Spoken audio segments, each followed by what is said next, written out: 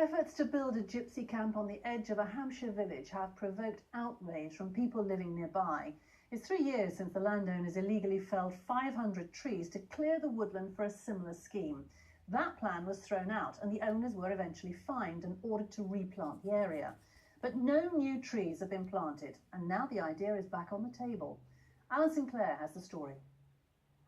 This is a totally unsuitable site to build anything on. The area beyond this fence used to be a woodland and one day should be again. It was supposed to be protected against development by local planning guidelines aimed at safeguarding the green spaces between built-up areas. But 3 years ago, men acting for the owners unlawfully felled most of the trees. Saturday morning, I woke to chainsaws, which continued over Saturday and Sunday, and the first part of Monday morning, by which time 500 plus trees were scattered all over the place. The owners wanted to use the land as a transit site for gypsy travellers. Their plan was rejected and they were ultimately prosecuted, fined and ordered to replant the wood.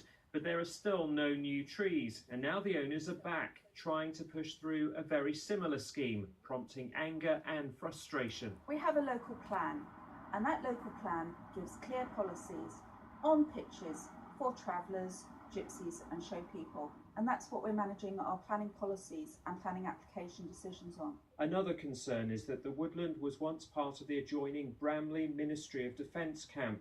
It's known that unwanted First World War munitions were routinely buried in this area, and it's likely the woodland was used for the same purpose. Basingstoke MP Maria Miller says it's important that landowners don't profit by flouting planning rules. The law doesn't prohibit people from asking for further planning applications to come forward.